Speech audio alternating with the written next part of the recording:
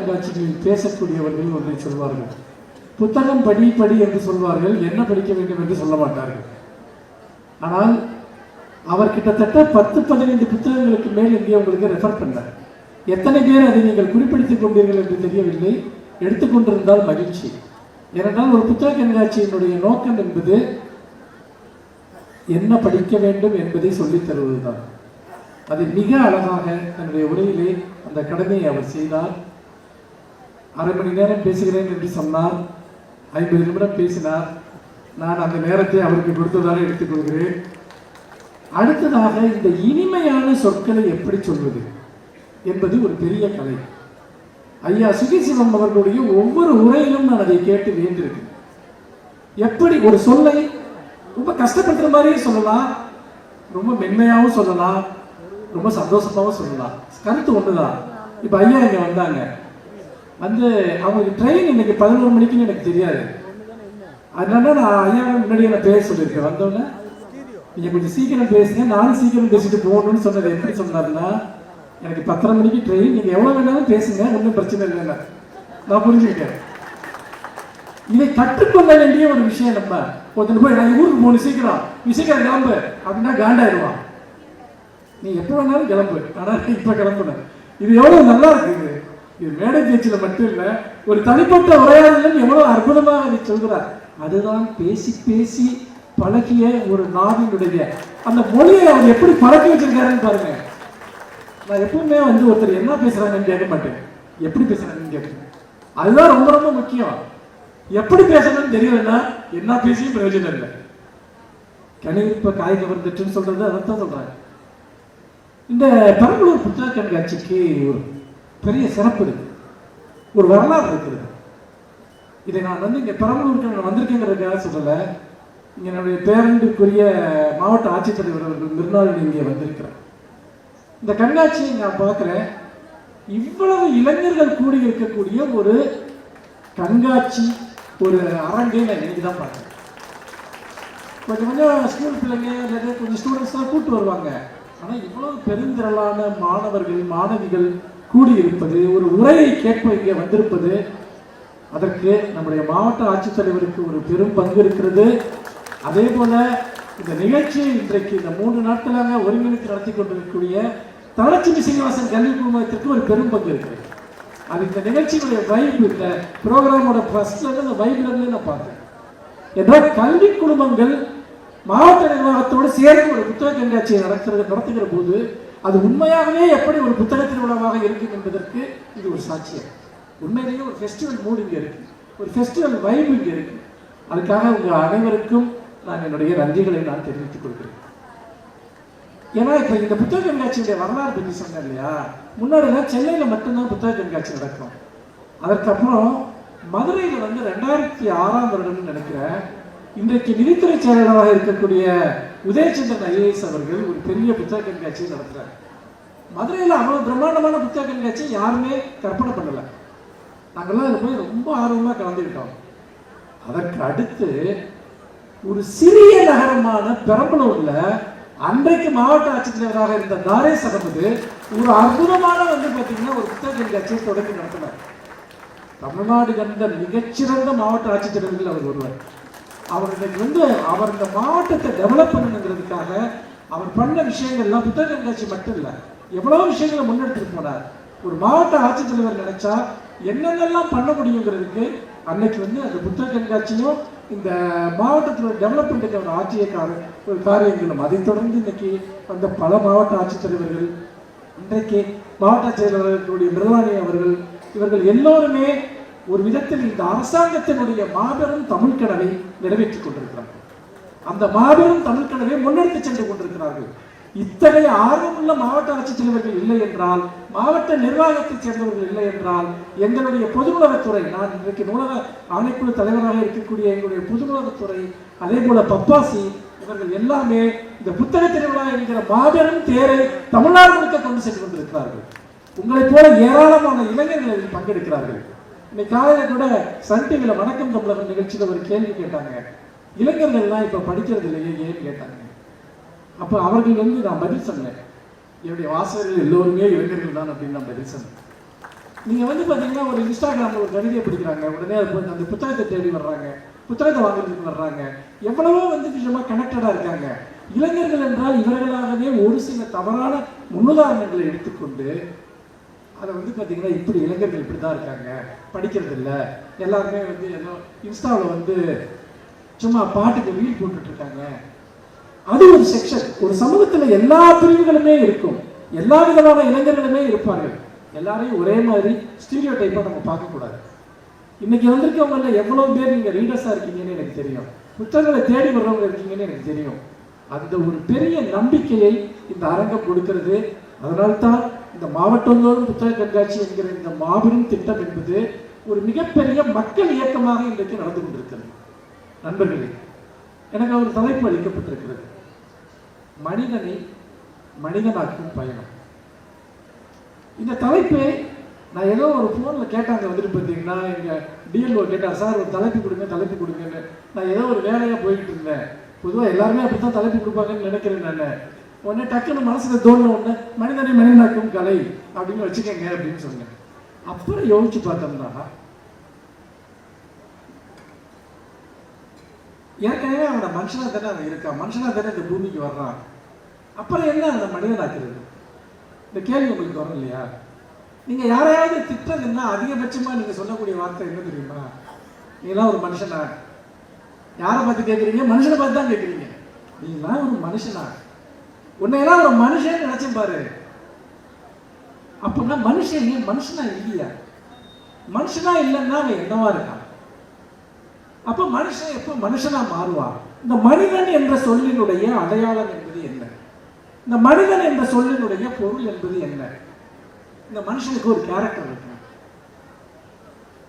இப்படிலாம் அந்த தலைப்புக்கு விளக்கம் கொடுத்துக்கிட்டேன் நானே. நம்ம எப்பவுமே ஒன்று சொல்லிட்டு அதை ஜஸ்டிஃபை பண்ணணும், தப்பே பண்ணாலும் ஜஸ்டிஃபை பண்ணணும், அதுதான் திறமை. அதனால ஆனால் இதை யோசிக்க யோசிக்க இப்போ இந்த தலைப்பை இப்படி யோசிச்சுப்பாங்க. ஒரு மருத்துவரை மருத்துவராக்கும் பயணம்னு ஒரு தலைப்பு வைக்க முடியுமா? ஒரு ஆசிரியரை ஆசிரியராக்கும் பயணம்னு ஒரு தலைப்பு வைக்க முடியுமா? ஒரு அதிகாரியை ஒரு அதிகாரியாக்கும் பயணம்னு ஒரு தலைப்பு வைக்க முடியுமா? ஒரு வக்கீலாக்கும் பயணம்னு ஒரு தலைப்பு வைக்க முடியுமா? வைக்க முடியும். ஏன்னா ஒவ்வொரு தொழிலுக்கும் ஒவ்வொரு அடையாளத்திற்கும் நம்முடைய சமூகமும் நம்முடைய மரபுகளும் இலக்கியங்களும் கோட்பாடுகளும் ஒரு வரையறையை உருவாக்கி தந்திருக்கிறது. அந்த வரையறைக்குள் இருந்தால்தான் நீ ஒரு நல்ல மருத்துவன், அந்த வரையறைக்குள் இருந்தால்தான் நீ ஒரு நல்ல என்ஜினியர், அந்த வரையறைக்குள் இருந்தால்தான் நீ ஒரு நல்ல அதிகாரி, அந்த வரையறைக்குள் இருந்தால்தான் நீ ஒரு நல்ல ஆசிரியர். அதற்குள் இல்லை என்றால் நீ அந்த தகுதியை எட்டவில்லை என்று பொருள். அப்படித்தான் மனிதனை மனிதனாக்குவது என்பது இது எல்லாவற்றையும் உள்ளடக்கிய ஒரு பொருள். இந்த மனிதனை மனிதனாக்குவதில் எதற்கும் முதன்மையான பங்கு இருக்கிறது. என்னை பொறுத்த வரைக்கும் சிந்தனைக்குத்தான் முதன்மையான பங்கு இருக்கிறது. சிந்திப்பவன் தான் மனிதன். மனிதனை பற்றி என்ன சொல்கிறார்கள்? மனிதன் ஒரு நாடல் என்று சொல்கிறார்கள். அதாவது எக்ஸிஸ்டன்ஷியல் சேர்த்த ஒரு கோட்பாட்டாளர்கள் என்ன சொல்கிறார்கள் என்றால், இந்த பூமியில வந்து மனுஷன் சார்த்தர் சொல்றாரு ஒரு இடத்துல, இந்த பூமியில வந்து மனுஷன் ஒரு சின்ன நாணல் தான். இந்த யூனிவர்ஸ்ல நம்ம யாரும் யோசிச்சு பாருங்க, ஒரு நாணல் புல் மாதிரி நம்ம இல்லையா? ஆனா ஒரு நாணலுக்கும் நமக்கும் என்ன வித்தியாசம் இருக்கிறது என்றால், நாம் சிந்திக்கும் நாணல், ஒரு நாணல் சிந்திக்காது. நம்ம நாணல் தான் ஒண்ணுமே இல்லை. இந்த யூனிவர்ஸ்ல துளிலையும் ஒரு துளி நம்ம. ஆனால் நாம் யாராக இருக்கிறோம் என்றால் சிந்திக்கும் நாணலாக இருக்கும். சரி, நாம் சிந்திக்கிற திறன் நமக்கு இல்லை என்றால், சிந்திப்பதில் நமக்கு ஆர்வம் இல்லை என்றால், மந்தையோடு மந்தையாக வாழ்வதில் தான் நமக்கு விருப்பம் என்றால், நாம் வெறும் நாணல், வெறும் புல், வெறும் கல். ஒரு கல் எப்படி சிலையாக மாறுகிறது? அங்கு ஒரு கலைத்துவம் சேர்கிற போது ஒரு கல் சிலையாக மாறுகிறது. இல்லாவிட்டால் அது வெறும் கல். ஒரு சொல் எப்படி கவிதையாக மாறுகிறது? அதற்குள் ஒரு கலைத்துவம், ஒரு தத்துவம், ஒரு சிந்தனை சேருகிற போது அது ஒரு கவிதையாக மாறுகிறது. இல்லாவிட்டால் அது வெறும் சொல்தான் இல்லையா? அப்படி பார்க்கிற போது ஒரு மனிதன் மனிதனாக மாற வேண்டும் என்று சொன்னால் நமக்கு முதலில் தேவை, நாம் சிந்திக்கும் மனிதர்களாக இருக்கிறோமா, சிந்திக்கும் நாடலாக இருக்கிறோமா? மனிதன் அற்றவை என்பதை இப்படித்தான் நாம் பிரிக்கிறோம். அகநிலைகளுக்கும் மனிதனுக்கும் உள்ள முக்கியமான வித்தியாசம் என்பது இதுதான். மனிதனை எது சிந்திக்க வைக்கிறது? எது மனிதனை சிந்திக்க வைக்கிறது என்றால் அறிதலின் மூலமாகத்தான் மனிதன் சிந்திக்கிறவனாக மாறுகிறான். உதாரணமாக ஒரு பூனை இருக்கிறது என்று வைத்துக் கொள்ளுங்கள். ஒரு பூனையினுடைய அதுக்கு ஒரு நோய், ஒரு அறிதல் இருக்கிறது. எப்படின்னா அது தன்னுடைய அட்மாஸ்பியரை தெரிஞ்சுக்கும், ஸ்மெல்ல அது தெரிஞ்சுக்கும், தனக்கு வர்ற ஆபத்தை அது தெரிஞ்சுக்கும், தனக்கான உணவு எங்கே இருக்குன்னு தெரிஞ்சுக்கும். ஒரு நாய் எடுத்துக்கிங்க, அதே மாதிரி தான். எல்லா உயிரினங்களுக்கும் அடிப்படையாக இயற்கையாக இருக்கக்கூடிய சில தேவைகள், அந்த தேவைகள் சார்ந்து அதற்கு ஒரு அறியக்கூடிய குணம் இருக்கிறது. ஆனால் நமக்கு அது மட்டும் போதுமா? நிச்சயமாக போதாது. நமக்கு நம்ம அண்டை வீட்டானை பற்றி தெரிய வேண்டியிருக்கிறது, நம்ம வீட்டில் இருக்க ஆளுங்களை பற்றி தெரிய வேண்டியிருக்கு, நம்ம கூட பழகிறவங்களை பற்றி தெரிய வேண்டியிருக்கு, இன்னைக்கு அரசியலில் என்ன நடந்திருக்குன்னு தெரிய வேண்டியிருக்கு, எந்த சினிமா நடிகைகள் என்ன பண்ணிட்டு இருக்காங்கன்னு தெரிய வேண்டியிருக்கு, இந்த உலகத்தில் இருக்கக்கூடிய எல்லா விஷயமும் நமக்கு தெரிய வேண்டியிருக்கு. அப்படி தெரிந்து கொள்ள நம்முடைய சிந்தனை விரிவடைந்து கொண்டே வருகிறது, நம்முடைய பார்வைகள் விரிவடைந்து கொண்டே வருகின்றது. இன்னைக்கு நிறைய உதாரணங்களை தம்பி சொன்னார் இந்த தன்னுடைய பேச்சில். அதாவது நீங்கள் வாழாத வாழ்க்கையை எல்லாம் நீங்கள் வாழ வைப்பதை தான் புத்தகங்கள் சொன்னார். அது உண்மை. உங்களுடைய அந்த அறியக்கூடிய அந்த பரப்பு, அந்த கேன்வாஸ், அது பெருசாக பெருசாக பெருசாக உங்கள் பார்வை பெருசாகிட்டே போகுது, உங்களுடைய மன வலிமை பெருசாகிட்டே போகுது, உங்களுடைய சிந்திக்கிற திறன் பெருசாகிட்டே போகுது. இந்த உலகத்தை எதிர்கொள்வதற்கான உங்களுடைய ஆற்றல் பெரிதாகி கொண்டே போகிறது. நீங்கள் படிக்கிற ஒவ்வொரு வார்த்தையும், ஒவ்வொரு சொல்லும், ஒவ்வொரு கதையும், ஒவ்வொரு கவிதையும், கேட்கிற ஒவ்வொரு உரையும் உங்களுக்குள் ஏதாவது ஒரு கதவை திறக்கிறது. ஆனால் நிறைய பேர் என்ன பண்றான்னா, ஒரு இறுக்கி ஒரு ரூம்ல தன்னை பூட்டிட்டு உட்கார்ந்துருக்கான். நீ என்கிட்ட சீரியஸா எதையும் பேசாதன்றான், எனக்கு போர் அடிக்குது, தூக்கம் வருதுங்கிறான், என்னால் 4 பக்கத்துக்கு மேலே படிக்க முடியலன்றான். நல்லா யோசிச்சு பாருங்க, ஒருத்தன் இன்னொருத்தன்ட்ட பேசுறதுல ஒரு பங்காவது யாராவது சிந்திப்பவர்கள் பேசுவதை கேட்கிறார்களா, சிந்திப்பவர்கள் எழுதுவதை படிக்கிறார்களா? நம்ம வாட்ஸ்அப்ல நம்ம அனுப்புகிற மெசேஜுங்களை படிக்கிறதுல 100ல் 1 பங்கு ஒரு புத்தகத்தை படிக்கிறோமா அப்படிங்கிறத நம்ம கேட்டுக்கணும். நம்ம ரீல்ஸ்ல கேட்கிற பாட்டுகளை கேட்கறதுல ஒரு சிறந்த உரையை ஒரு யூடியூப்ல கேட்கிறோமா அப்படிங்கிறத நம்ம சிந்திச்சு பார்க்கணும்.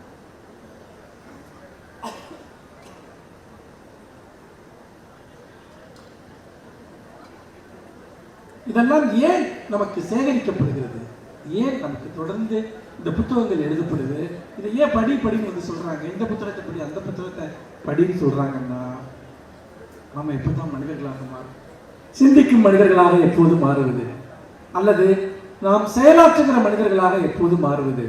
ஒரு சின்ன வட்டத்துக்குள்ள சுற்றி சுற்றி வந்துட்டு இருக்க வாழ்க்கையை நாம் வாழ்க்கை என்று அழைக்க முடியுமா?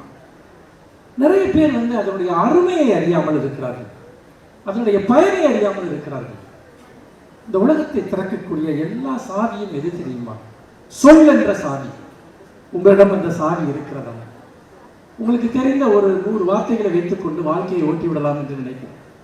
அப்படி நடக்காது.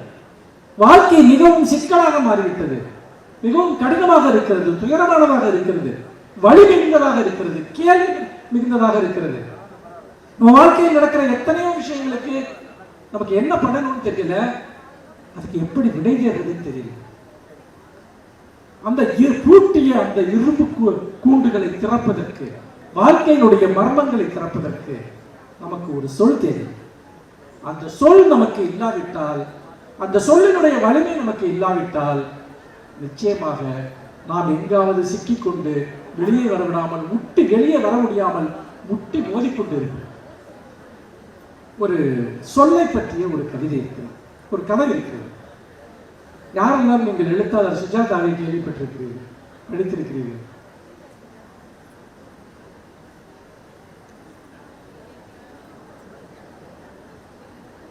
சில கரங்கள் முழுக்க உயர்கின்றன, சில கரங்கள் பாதி தயக்கத்தோடு உயர்கின்றன, ஒரு கரம் வலிமையோடு உயர்கிறது. இங்க நீங்க படிச்சீங்களான்னு கேட்டது நீங்க படிக்கலன்னு சுட்டி காட்டுறதுக்காக இல்லை, தெரிந்து கொள்ள வேண்டும் என்பதற்காக. நான் எல்லா மேடைகளிலும் நான் புகழ்பெற்ற எழுத்தாளர்கள் இன்றைக்கு யாரையெல்லாம் இளம் தலைமுறைக்கு தெரிந்திருக்கிறது என்று இந்த கேள்வியை கேட்பேன். தமிழினுடைய மிக மிக பிரபலமான, மிக மிக ஆளுமை மிக்க ஒரு படைப்பாளி சுஜாதா. உங்களுக்கு தெரியும், நேற்று அவருடைய நினைவு தினம், நேற்றுதான் அவர் மறைந்த நாள். என் வாழ்க்கையில் நான் இன்றைக்கு யாராக இருக்கிறேனோ அது எல்லாவற்றுக்கும் காரணமாக இருக்கக்கூடிய என்னுடைய மென்டர், என்னுடைய வழிகாட்டி, என்னுடைய ஆசான் அவர்தான். நான் இந்த உரையை நேற்று ஆற்ற வாய்ப்பு கிடைத்திருந்தால் முழுக்க முழுக்க அவரை பற்றி பேசியிருப்பேன். அவர் எழுதிய அற்புதமான பல கதைகள் இருக்கின்றன. அதில் சொல்லை பற்றி ஒரு கதை இருக்கு, ஒரு அற்புதமான ஒரு கதை. ஒருத்தனுக்கு கல்யாணங்கிற வார்த்தை மறந்து போயிடும். நிறைய பேருக்கு கல்யாணம் பண்ணதே மறந்து போயிடும், அது வேற விஷயம். சில பேருக்கு கல்யாணம் பண்ணணுங்கிறதே மறந்து போயிடும், அது இன்னொரு பிரச்சனை. நிறைய பேர் மறக்கணும்னு நினைக்கிற ஒரு விஷயம் நம்ம கல்யாணம் ஆயிடுச்சுங்கிறது. ஒருத்தனுக்கு திடீர்னு கல்யாணங்கிற வார்த்தை மறந்து போயிடுது. எப்படி மறந்து போயிடுதுன்னா, ஒரு வழியாக கல்யாணம் என்ற வார்த்தையை அவனுக்கு நிரந்தரமாக மறந்து போயிடுச்சு. இப்படி ஒரு கதை ஆரம்பிக்குது. அவன் பொழுதுபோக்காம ஒரு மேகசின் எடுத்து பிரிக்கிறான். அதில் இப்படி ஒரு வாக்கியம் இருக்கு: கல்யாண காரியங்கள் மும்முரமாக நடந்து கொண்டிருந்தன. இவன் கண்ணு எப்படி படிக்குதுன்னா சற்று நெடியது. என்னது? கல்யாண காரியங்கள் அப்படின்னு போட்டு ஒரு டேஸ். அதுக்கப்புறம் அதை கண்ணு படிக்க மாட்டேங்குது அந்த வார்த்தையை. அப்புறம் ஒரு வார்த்தை வருது: இனிமேலும் இந்த கல்யாணத்தை யாராலும் நிறுத்த முடியாது. அது எப்படி வருதுன்னா, இனிமேலும் இந்த டேஸை யாராலும் நிறுத்த முடியாது. என்னடா நடக்குதுன்னு அவனுக்கு புரியவே இல்லை. அது மூளைக்கு இந்த வார்த்தை ஏற மாட்டேங்குது, பதிய மாட்டேங்குது அவனுக்கு. அப்புறம் அது ஒரு வாக்கியம் பாருங்க, எவ்வளவு கிளவரா அந்த கதை எழுதி போறாருன்னு பாருங்க. ஒருவேளை மனசுக்கு பிடித்தம் இல்லாத இந்த டேஸுக்கு இருந்து கலந்துக்கிறது நோக்கத்தில் அப்படின்னு அவனுக்கு ஒண்ணுமே புரியல. இந்த கதை என்ன சொல்லு வருது, ஏன் இந்த இடத்துல மட்டும் கேப்பா வருது அப்படின்னு. டேஸ் காரியங்கள் மும்முரமாக நடந்து கொண்டிருந்தன. உனக்கு ரொம்ப டென்ஷன் ஆயிடாம திடீர்னு ஒரு இடத்துல திருமணத்திற்கு பிறகு இவரிடம் பழகுவது போல இத்தனை சுதந்திரமாக பழக முடியாது என்பதை உணரும் போதுன்னு வருது. திருமணங்கிற வார்த்தையை படிக்க முடியுது, கல்யாணங்கிற வார்த்தை வரமாட்டேன். இது எப்படி சாத்தியம்? சில பேருக்கு அது ஒரு ப்ராப்ளம் இருக்கு. இந்த கதையில கூட அதை பற்றி வருது. ஒரு லெட்டர் மட்டும் எழுதையில வராது. உங்களுக்கு அதான் அந்த பிரச்சனை இருக்கான்னு தெரியல. அதாவது எழுதுறப்ப ஒரு வார்த்தையில் இருக்க ஒரு லெட்டர் எழுதையில விட்டு எழுதுவோம் பார்த்தீங்கன்னா, அது ஒரு ப்ராப்ளம், அது காமன் ப்ராப்ளம். அதான் இந்த பிரச்சனை வேற. ஒரு வேர்டே அவன் கண்ணில் அவன் மண்டையில ஏற மாட்டேங்குது, அவன் கண்ணு படிக்க மாட்டேங்குது. அப்போ இவன் இந்த பிரச்சனை எப்படியே போயிட்டு இருக்கு. தலை திடீர்னு பயங்கரமா வலிக்கிற மாதிரி இருக்கும். அவன் என்ன பண்றான்னா, ஒரு சைக்கியாட்ரிஸ்ட்டை பார்க்க போறான். சைக்கியாட்ரிஸ்ட்டை பார்க்க போனதும் அவருக்கு இந்த பிரச்சனையெல்லாம் சொல்றான். அப்போ அவர் சொல்றப்போ அவர் சொல்றாரு, வீட்டில் உனக்கு யாருக்காவது ஃபிக்ஸ் வருமானு கேட்குறாரு. ஏன்னா இந்த ஃபிக்ஸ் வர்றவங்களுக்கு என்ன பிரச்சனைன்னா, கொஞ்ச நேரத்துக்கு எல்லா மெமரியிலிருந்து எல்லாமே மறந்துடும், டோட்டலாக மறந்துடும். எங்கே இருக்கோம், என்ன பண்ணிட்டு இருக்கோம், எல்லாமே மறந்துடும்.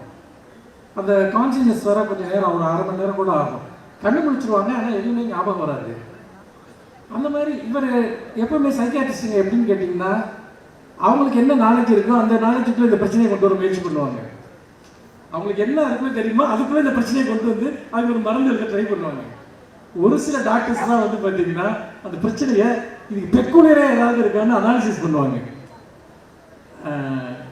இப்படியே பேசிக்கிட்டே இருக்காரு. உங்களுக்கு முன்னாடி இந்த மாதிரி வந்திருக்கா, வர்றப்போ உடம்பு வலி இருக்கா அப்படின்னு. அப்போ அவன் எல்லாம் சொல்றான். சரி, ஜிஹெச்சில் கல்யாணராமன் ஒரு டாக்டர் இருக்காரு, அவரை நீங்கள் போய் பாருங்க, ஒரு சிடி ஸ்கேன் எடுத்துருங்க. வழக்கமாக நம்ம சொல்கிறது தானே, உடனே ஒரு சிடி ஸ்கேன் எடுத்துரு அப்படின்ட்டு. போய் ஒரு சிடி ஸ்கேன் எடுத்துருங்க அப்படின்னு சொல்லிட்டு அனுப்பிச்சி விட்டுறாரு. அப்புறம் அந்த டாக்டர் பேர் நம்பிராஜன். இப்படி போயிட்டு அவர் என்ன பண்ணுறாரு, இங்கே அவருக்கு ஒரு பெரிய குழப்பமாக இருக்குது. இது வரைக்கும் அவருக்கு ஒரு கேஸை பார்க்கவே இல்லை. அப்புறம் அன்றைக்கி ஈவினிங் ஒரு பார்ட்டி நடக்குது. டாக்டர்ஸ்க்கான ஏதோ ஒரு பெரிய மீட்டிங் முடிஞ்சு ஒரு பெரிய பார்ட்டி நடக்குது. அந்த பார்ட்டியை பற்றியெல்லாம் சுஜாதா ரொம்ப அழகாக அந்த கதையை விவரிக்கிறாரு. விவரிச்சுட்டு ஒரு பெரிய டாக்டர் பார்க்குறாரு, ஒரு சைக்கியாட்ரிஸ்ட், ஒரு பெரிய சீனியர் மோஸ்ட் ஆள், வெளிநாட்டுலாம் போய் படிச்சுட்டு வந்திருக்காரு. அவர்கிட்ட போய் பேசுகிறாரு. சார் நான் உங்களுக்கு நீங்கள் ஃபோன் பண்ணணும்னு நினச்சிட்டு இருந்தேன், ஒரு பெக்குலியரான கேஸை நான் இன்றைக்கி பார்த்தேன் அப்படின்னு. என்ன கேஸ் அப்படின்னு கேட்டோங்க. நான் சொல்கிறது உங்களுக்கு ரொம்ப ஜோக்காக கூட தெரியலாம், ஆனால் உண்மையிலே இப்படி ஒருத்தன் வந்தான். அவன் எல்லாமே நல்லா நார்மலாக இருக்கான், நார்மலாக பேசுகிறான், அவனுக்கு எந்த பிரச்சனையும் இல்லை. ஆனால் ஒரு வேர்டு மட்டும் அவனுக்கு மறந்துடுது. என்னமோ ஒரு வேர்டு சொன்னானே, அப்படின்னு ஞாபகப்படுத்திட்டு அப்புறம் சொல்லிடுறாரு வந்துட்டு, கல்யாணங்கிற வார்த்தை அவனுக்கு மறந்து போயிடுது அப்படின்னு. அப்படின்னு உடனே ஒரு ஷாக் ஆகிடுறாரு வந்துட்டு இந்த டாக்டர் வந்துட்டு. நிஜமா அந்த ஆள் எங்கே இருக்கான் அப்படின்ட்டு. எங்கே இருக்கானோன்னா, இல்லை அவன் வந்து நாளைக்கு வர்றேன்ட்டு போயிருக்கான், நான் வேணா அவன் நாளைக்கு உங்கள்கிட்ட கூட்டு வரட்டுமா அப்படின்னு கேட்குறாரு. இல்லை அவன் நாளைக்கு வரமாட்டான் அப்படிங்கிறாரு. ஒன்றுமே புரியல, ஏன் இவன் நாளைக்கு வரமாட்டான் அப்படின்னு. அப்போ அவர் சொல்கிறாரு வந்து, அவர் அமெரிக்காவில் பார்த்த ஒரு பெரிய ஸ்காலர். அவருக்கு வந்து இந்த வேற்று கிரகத்தில் இருக்க மனிதர்களை பற்றின ஒரு ஆராய்ச்சியில் ஈடுபட்டிருக்கக்கூடியவர். அவர் ஒரு தியரியை வந்து சொல்லிக்கிட்டே இருக்காரு. என்ன தியரின்னா, வேற்று கிரகத்தில் இருக்கக்கூடிய நம்மளை விட அறிவில் ரொம்ப அட்வான்ஸ்டாக இருக்கக்கூடியவங்க, அதாவது நம்ம இன்னைக்கு ஒரு பரிணாம வளர்ச்சியில் ஒரு இடத்துக்கு வந்து சேர்ந்திருக்கோம் இல்லையா, அதை விட மிகப்பெரிய வளர்ச்சியில் இருக்கக்கூடியவங்க, அவங்க பூமியை வந்து கண்ட்ரோல் பண்ணணும், பூமி மேல தங்களுடைய அதிகாரத்தை நிலைநாட்டணும், மொத்த கிரகத்தையும் தங்கள் கண்ட்ரோலில் எடுக்கணும்னா அவங்க ஒரு விஷயத்தை பண்ண வாய்ப்பு இருக்கு. முதல்ல ஒரே ஒரு மனுஷனை தன்னுடைய கண்ட்ரோலில் கொண்டு வருவாங்க, ஒரே ஒரு மனுஷனை. இப்படி ஒரு தியரி அவர் சொல்லிட்டு இருக்காரு. அப்போ எப்படி அவனுடைய ஒரு மனுஷனை எப்படி கண்ட்ரோலில் கொண்டு வருவாங்க அப்படின்னு இவர் கேட்குறாரு. அதுக்கு அவர் சொல்றாரு, அந்த தியரி என்னன்னு கேட்டோம்னா, ஒரு மனுஷனோட பிரெயினை முதல்ல தன்னுடைய கண்ட்ரோலில் கொண்டு வரணும். ஒரு மனுஷனோட பிரெயினை, மூளையை தன்னுடைய கண்ட்ரோலில் கொண்டு வரணும்னா என்ன பண்ணணும்? அவனுடைய லாங்குவேஜை தன்னுடைய கண்ட்ரோலில் கொண்டு வரணும். நீங்க ஒரு மனுஷனோட லாங்குவேஜை உங்க கண்ட்ரோலில் கொண்டு வந்துட்டீங்கன்னா அந்த மனுஷனை நீங்க கண்ட்ரோலில் கொண்டு வந்துடுங்க. ஏன்னா லாங்குவேஜ் தான் பிரெயினோட அடிப்படையான ஃபங்க்ஷனிங், நமக்கு திங்கிங் எல்லாத்துக்குமே. அப்போ அவங்க ஒருத்தனை வச்சு டெஸ்ட் பண்ணியிருக்கிறதுக்கு வாய்ப்பு இருக்கு.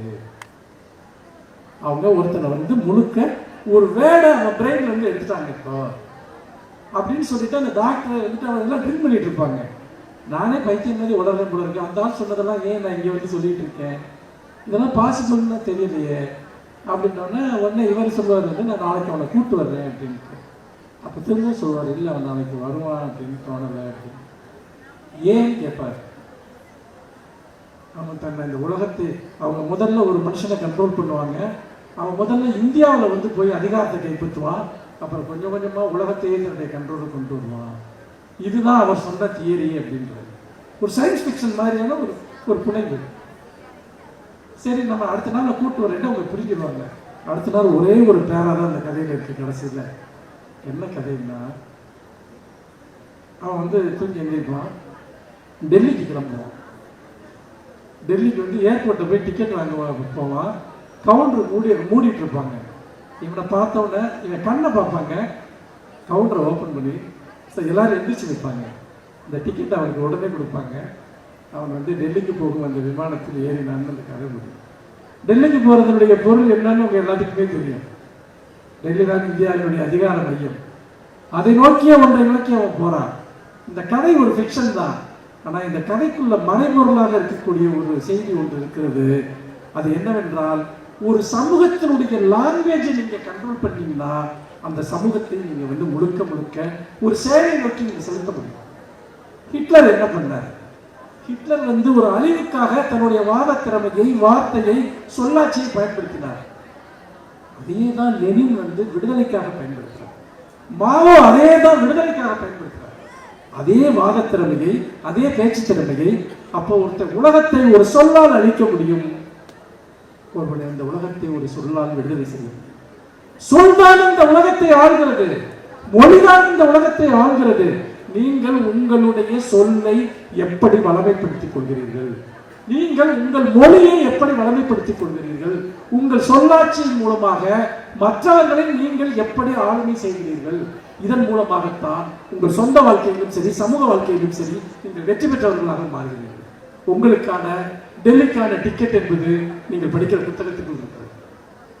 நீங்கள் அதிகாரத்திற்கு செல்வதற்கான டிக்கெட் என்பது நீங்கள் கேட்கிற ஒரு சிறந்த பேச்சில் இருக்கிறது. நீங்கள் பேசுகிற ஒரு சிறந்த ஆளுமை மிக்க ஒரு மொழி வளத்தில் அது இருக்கிறது. எனக்கு பேசவே தெரியாது அப்படின்னு சொல்றதுல என்ன இருக்கு? வேஸ்ட். எனக்கு ஒரு யாராவது பார்த்தோம்னா என்ன சொல்லணும்னு தெரியலன்னு சொல்றதுல என்ன இருக்கு? வேஸ்ட். நிறைய பேருக்கு இந்த பிரச்சனை இருக்கு. நான் ஏன் இந்த கதையை சொன்னேன் என்றால், இதற்குள் ஒரு மறைமுகமான குறிப்பு இருக்கிறது. இந்த உலகத்தை நீ வெல்ல வேண்டும் என்றால் வார்த்தை தான் உன்னிடம் இருக்கக்கூடிய ஒரே ஒரு திறவுகோல். அப்படி அந்த திறவுகோலால் தான் இந்த உலகத்தை அவர்கள் வென்றிருக்கிறார்கள். நண்பர்களே, நான் ஐயாவிற்கு வழிவிட வேண்டும். உண்மையில் நான் பேச விரும்பிய உரையினுடைய ஒரு பாதி உரைக்கு கீழே தான் நான் பேசியிருக்கிறேன். ஆனால் நாங்கள் எல்லாம் எல்லா இடத்திற்கும் பேசிக்கொண்டிருக்கக்கூடியவர்கள். என்னுடைய ஒரு சிறிய கவிதையோடு நான் இந்த உரையை நிறைவு செய்யலாம் என்று நான் நினைக்கிறேன். இந்த வாலண்டைன் டேக்கு முன்னாடி சில டேஸ் எல்லாம் வருது, உங்களுக்கு தெரியுமா? ப்ராமிஸ் டே தெரியுமா உங்களுக்கு? யாராவது உங்களுக்கு ப்ராமிஸ் பண்ணிருக்காங்களா? ஏன் அப்படி சோகமா சொல்றேன்? சரி, நீங்க யாருக்காவது ப்ராமிஸ் பண்ணிருக்கீங்களா? ப்ராமிஸ் டேல சொல்லக்கூடாத ஒரு ப்ராமிஸ் ஒன்று, அல்லது ரொம்ப ரொம்ப பொய்யான ப்ராமிஸ் ஒன்று. அது என்னன்னு தெரியுமா உங்களுக்கு? ப்ராமிஸ் டே, வாக்குறுதி நாளில். அதாவது ப்ராமிஸ் டே தமிழ்ல எழுதியிருக்கேன், இதோட புதுசாக ஒரு சொல்றேன்னு நினைச்சுக்காதீங்க. ப்ராமிஸ் டேக்கு வாக்குறுதி நாளில் உங்களில் யாரேனும் என் கைகளை பற்றிக் கொண்டு வாக்குறுதி அளிக்க விரும்பினால் பின்வரும் வாக்குறுதிகளை மட்டும் ஒருபோதும் அளிக்காதீர்கள். யாராவது எனக்கு ப்ராமிஸ் டே அன்னைக்கு ப்ராமிஸ் பண்ண விரும்பினா நான் இப்ப சொல்ல போற வாக்குறுதிகளை மட்டும் யாரும் எனக்கு சொல்லாதீங்க. என்ன வாக்குறுதினா, உன்னை நான் பார்த்துக் கொள்வேன்.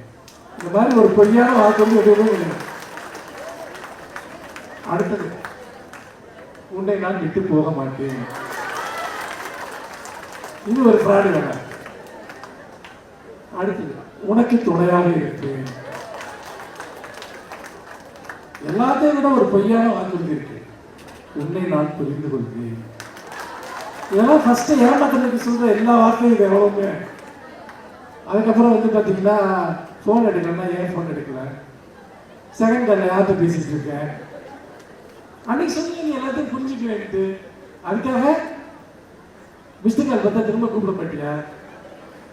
ஏன் வாட்ஸ்அப் ஸ்டேட்டஸ்ல வந்து 2 மணி வரைக்கும் கிரீன் இருக்கு, ஏன் இது ஆன்லைன்ல இருக்க? இந்த அந்தியில் அளிக்கப்படும், இதை ஒரு ப்ராமிஸ் டே அன்னைக்கு தான் அந்த கவிதை எழுதியிருக்கேன். இந்த அந்தியில் அளிக்கப்படும் இந்த வாக்குறுதிகள் அடுத்த நாள் பொழுது புலர்வதற்குள் வெறும் பனித்துளியாக உணர்ந்து விடுகின்றன. பிறகு என்னிடம் நீ இப்படியெல்லாம் வாக்குறுதி அளித்தாயே என நான் கண்ணீருடன் உன்னை கேட்கும் போது, பிறகு என்னிடம் நீ இப்படியெல்லாம் வாக்குறுதி அளித்தாயே என நான் கண்ணீருடன் கேட்கும் போது, எனதந்த கண்ணீர் கண்ணீரில் எல்லாம் மிக அவலமான கண்ணீராக இருக்குது. நீ இப்படியெல்லாம் சொன்னீங்கன்னு கேட்கறது இருக்கு இல்லையா, அந்த மாதிரி ஒரு துயரம் ஒண்ணுமே இல்லை. இதை சொன்ன இன்னொரு சின்ன கவிதை அதை சொல்லிடுறேன், ஐயா மன்னிச்சுக்கங்க. அதாவது இன்னொரு டே வருங்க, ரோஸ் டே. ரோஸ் டே தெரியுங்களா? இந்த செக்ஷன்ல இருந்து மட்டும் எல்லாம் ரெஸ்பான்ஸ் பண்றாங்க, இந்த செக்ஷன்ல இருந்து ஒரு ரெஸ்பான்ஸுமே இல்லை. ரோஸ் டே தெரியுமா தெரியாதா? சிரிச்சா ரோஸ் டே தெரியுமா தெரியாதா சொல்லுங்க. யாரா ஒருத்தர் கை தூக்குங்க. தாத்தா ஒருத்தர் கை தூக்குறாரு.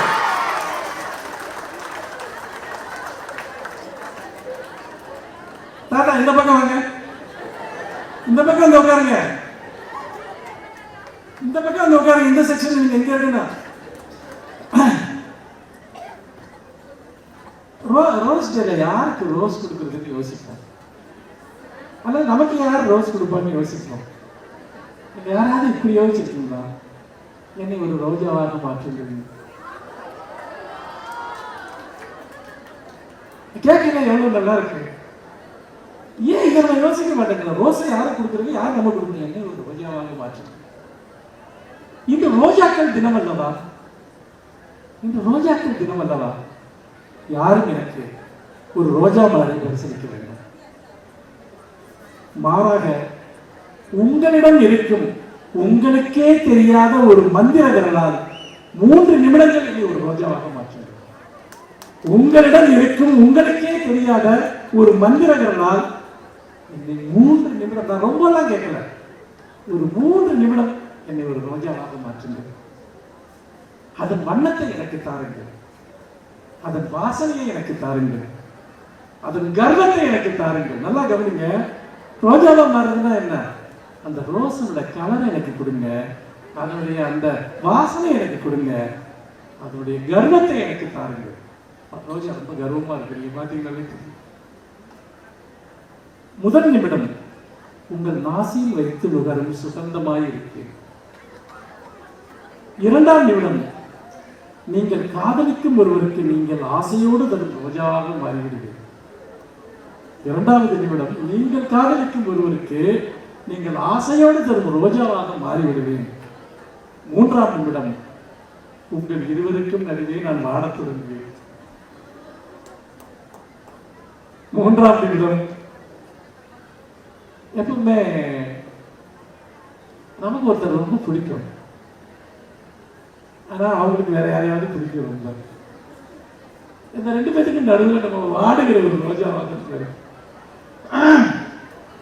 அதற்கு பின் யாரோ ஒருவரின் மணமாலை மலராக, யாருமற்ற ஒருவரின் பாடை மலராகவோ சென்று விடுவேன்.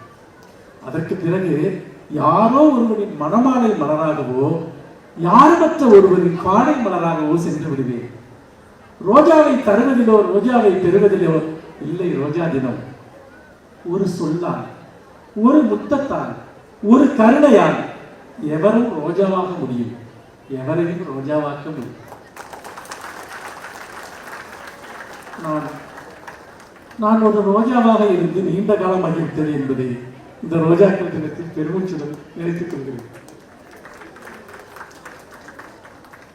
கடைசி வரி, இந்த யாரும் என்னை ரோஜாவாக மாற்றாவிட்டால் எனக்கு நானே ஒரு சாமந்தி பூவாக மாறிக்கொள்வேன். நீங்கள் எல்லோரும் ரோஜாவாக இருங்கள், ரோஜாவின் நறுமணத்தோடு இருங்கள். உங்கள் வாழ்க்கையை ரோஜாக்களால் இருந்திருக்கட்டும். நன்றி, வணக்கம். தொடர்ந்து உயிர்மை டிவியோட வீடியோஸை பார்க்க சேனலை சப்ஸ்கிரைப் பண்ணுங்கள். உடனடி அப்டேட்ஸை பெற பெல் ஐக்கானை ப்ரெஸ் பண்ணுங்கள்.